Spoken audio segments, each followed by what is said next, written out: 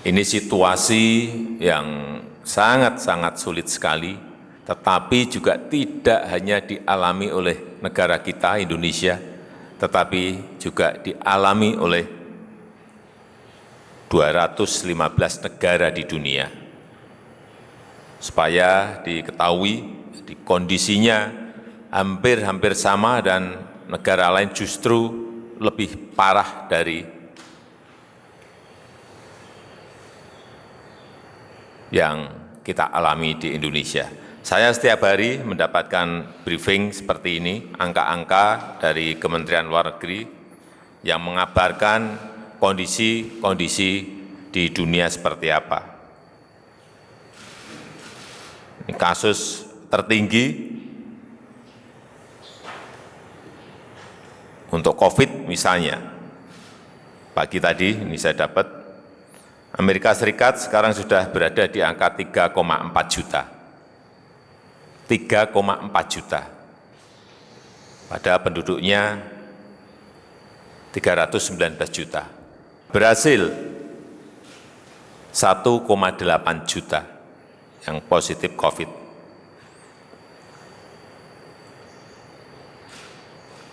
Ini yang gede-gede. Kemudian hari ini kita berada pada angka 78.000 kasus positif.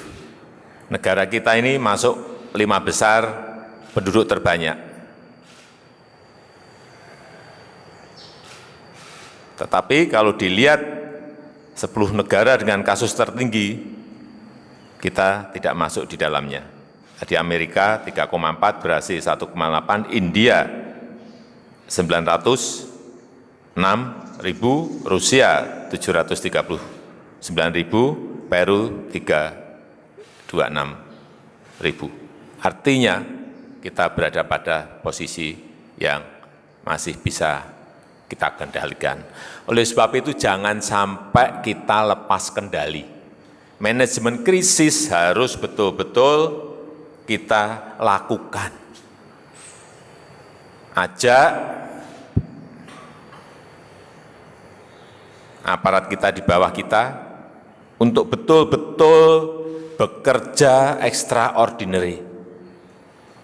Nggak bisa kita dalam situasi seperti ini kita kerja normal-normal. Dalam situasi seperti ini kita kerja biasa-biasa, nggak bisa. Percaya saya nggak bisa. Semuanya harus ganti channel semuanya, nggak bisa kita normal-normal, nggak bisa. Channelnya harus ganti semuanya. Dari channel ordinary pindah channel ke extraordinary. Dari channel yang cara kerja bertele-tele rumit ke cara-cara kerja yang cepat dan sederhana. Semuanya harus dirubah seperti itu. Ini situasinya betul-betul situasi yang luar biasa sulitnya. Mengendalikan dua hal yang ini, ekonomi dan kesehatan ini betul-betul harus terjaga dengan baik. Nggak bisa lagi kita kerja dengan SOP normal, nggak bisa. Ini kita harus kerja dengan SOP yang shortcut, yang ada terobosannya. Jadi, anak buah ajak untuk masuk ke sana, biar cepat kerja kita. Saya mengapresiasi kerja provinsi-provinsi, Bapak Ibu sekalian, para gubernur, dan dalam penanganan COVID, ini dari seluruh parameter yang kita miliki, memang DIY yang paling baik. Pak Wagub,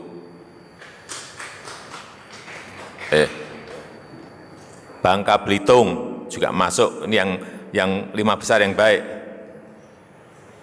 Bangka Belitung, Pak Gub. Aceh juga masuk, yang 3. Sumbar juga masuk, Sumbar, dan Gorontalo, ini dengan parameter-parameter yang dimiliki oleh gugus tugas pusat. Tapi yang lain saya lihat juga pengendaliannya baik. Saya tadi baru berbicara misalnya dengan Pak Gubernur Mandacan, Papua Barat, pengendaliannya yang sembuh banyak dan yang meninggal 4 ini. Yang sekarang ini target dunia itu sekarang bagaimana menekan angka kematian. Yang kedua, bagaimana tingkat kesembuhannya setinggi-tingginya. 2 ini yang sekarang dikejar oleh negara-negara di dunia. Karena mengendalikan COVID-nya, kasus positifnya sangat sulit, penekanannya ada di 2 hal itu. Tapi kalau bisa 3-tiganya, kasus positifnya turun, berarti positivity rate-nya, persentasenya juga turun, tetapi angka kesembuhan dinaikkan, angka kematian diturunkan serendah-rendahnya. Bukan barang yang gampang, tapi sekali lagi ini bukan barang yang gampang. Dan beruntung sekali, kita sekarang ini, kondisi ekonomi kita, meskipun di kuartal kedua, pertumbuhannya kemungkinan, ini dari hitungan pagi tadi yang saya terima, kuartal kedua mungkin kita bisa minus ke 4,3. Di kuartal pertama kita masih positif 2,97. 2,97, saya nggak bisa bayangin kalau kita dulu lockdown gitu mungkin bisa minus 17. Perlu saya sampaikan, ini saya 3 bulan yang lalu, saya telepon Ibu Kristalina, ini Managing Director-nya IMF. Dia menyampaikan pada saya di telepon bahwa dunia akan terkontraksi dan global growth hanya akan tumbuh kira-kira 2,5% minus. Tapi terakhir, setelah itu Bank Dunia mengatakan, David mengatakan minus 5%. Tapi terakhir OECD, angkanya sudah berubah total lagi. Sangat dinamis harian ini, ketidakpastian ini harian, bukan mingguan, harian. Terakhir sudah berada pada angka minus 6 sampai minus 7,6. Betapa beratnya situasi ini. Dan bahkan di tahun 2020, perkiraan-perkiraan sudah berubah total. Terakhir yang saya terima dari OECD, Prancis misalnya di angka minus 17,2%. Inggris minus 15,4%. Jerman minus 11,2%. Amerika minus 9,7%. Minus semuanya. Negara-negara minus, nggak ada yang plus semua. Padahal di awal kita, IMF itu memperkirakan Indonesia masih minus, masih plus. Yang plus itu Cina, India, Indonesia. Oleh sebab itu, saya minta kepada para gubernur agar rem dan gasnya ini diatur betul. Jangan sampai tidak terkendali. Nggak bisa kita ngegas yang hanya ekonomi aja nggak bisa. Nggak COVID-nya juga nanti malah naik kemana-mana, nggak bisa. Dua-duanya ini harus betul-betul di gas dan remnya diatur betul. Semuanya terkendali semuanya. Oleh sebab itu di semester kedua, terutama di kuartal ketiga, kita harus berani berbuat sesuatu untuk ini diungkit ke atas lagi. Momentumnya adalah di bulan Juli, Agustus, dan September. Kuartal ketiga. Momentumnya ada di situ. Kalau kita nggak bisa mengungkit di kuartal ketiga, jangan berharap kuartal keempat akan bisa. Udah. Harapan kita hanya ada di kuartal ketiga. Juli, Agustus, dan September. Apa yang harus kita lakukan di bulan ini? Kita tidak bisa mengharapkan lagi yang namanya investasi.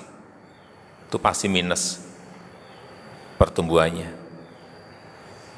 Yang bisa diharapkan sekarang ini semua negara hanya satu yang diharapkan, yaitu belanja pemerintah, spending kita, belanja pemerintah. Oleh sebab itu jangan sampai ada yang ngerem. Kalau ekonomi di provinsi, Bapak Ibu semuanya ingin cepat pulih, belanjanya semuanya harus dipercepat. Kuncinya hanya di situ. Enggak bisa lagi kita mengharapkan sekali lagi investasi swasta, enggak, karena ini munculnya memang harus dari belanja pemerintah. Kredit perbankan yang dulu bisa tumbuh 12%, bisa tumbuh 13%, bisa tumbuh 8%, jangan berharap lagi dari sana. Sekali lagi, belanja pemerintah. Oleh sebab itu, saya berharap belanja yang ada ini harus dipercepat. Karena itu akan menaikkan konsumsi domestik kita, konsumsi rumah tangga kita.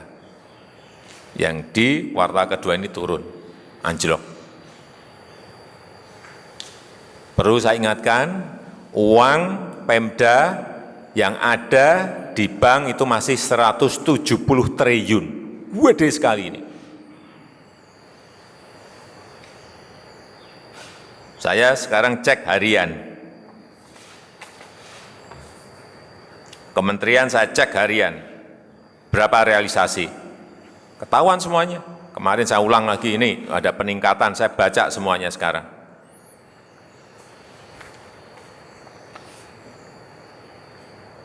Kementerian ini berapa persen, belanja modalnya baru berapa persen, semuanya kelihatan sekarang. Harian pun sekarang ini saya pegang provinsi, kabupaten, dan kota. Saya berikan contoh, misalnya realisasi APBD untuk provinsi, bisa bacakan, DKI 45%, Nusa Tenggara Barat 44%, Sumatera Barat 44%, Gorontalo 43%, Kalimantan Selatan 43%, Provinsi Bali 39%, Kalimantan Tengah 38%, Provinsi Banten 37%, Kepulauan Riau 35%, Sulawesi Selatan 34%, Lampung 32%, Papua Barat 32%, Kalimantan Utara 31%, Bangka Belitung 31%, Kalimantan Timur 31%, Jawa Timur 30%, Sulawesi Utara 29%, Jambi 28%, Bengkulu 27%, Sulawesi Tengah 27%, DIY 27%, Jawa Tengah 27%, Riau 27%, Sumatera Utara 25%, Jawa Barat 24%, Sulawesi Barat 24%, Aceh 23%, Kalimantan Barat 22%, Maluku 21%, Nusa Tenggara Timur 21%, Maluku Utara 17%, Papua 17%, Sulawesi Tenggara 16%, Provinsi Sumatera Selatan 16%. Ini secara total, itu belanja pegawai, belanja barang dan jasa, dan belanja modal. Tetapi kalau kita lihat, yang menggerakkan, yang paling menggerakkan dari belanja-belanja itu adalah belanja modal. Karena yang pegawai itu rutin. Belanja modal, coba kita lihat. Sumatera Selatan hati-hati masih 1,4. Ini sudah bulan Juli. Belanja modalnya. Sulawesi Tenggara belanja modal 5,6. Papua 4,8, Maluku Utara 10,3, NTT 19,6, ini belanja modal. Kalimantan Barat 5,5% belanja modal. Aceh 8,9, belanja modal masih rendah-rendah sekali. Hati-hati. Birokrasi kita harus kita ajak agar ada speed di sini. Hati-hati. Ini kalau tidak kita ingatkan, belanja modalnya masih rendah-rendah semuanya. Ini yang juga kemarin saya ingatkan kepada Menteri.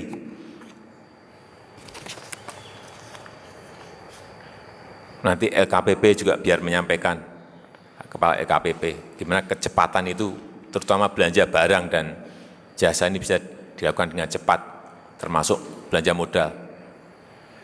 Hati-hati tahun yang lalu, bulan November itu masih ada 15 triliun bulan November masih lelang. Ini hati-hati, kalau birokrasi kita, dinas-dinas kita enggak kita kendalikan, model-model belanja seperti yang dulu-dulu ini masih ada yang melakukan. Dipepetkan di November, Desember. Hati-hati.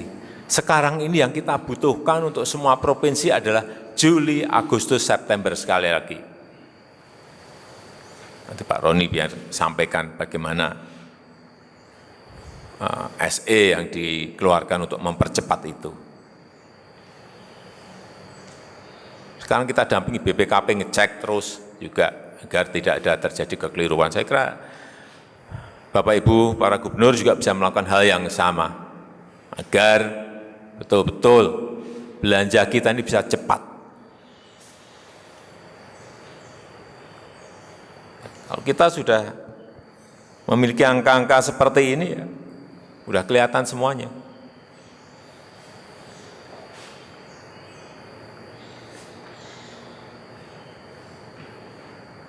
Sekali lagi, dalam situasi krisis seperti ini, manajemen yang kita pakai adalah manajemen krisis, bukan manajemen biasa.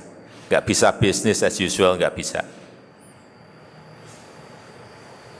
Jadi, sederhanakan regulasinya, sederhanakan SOP-nya.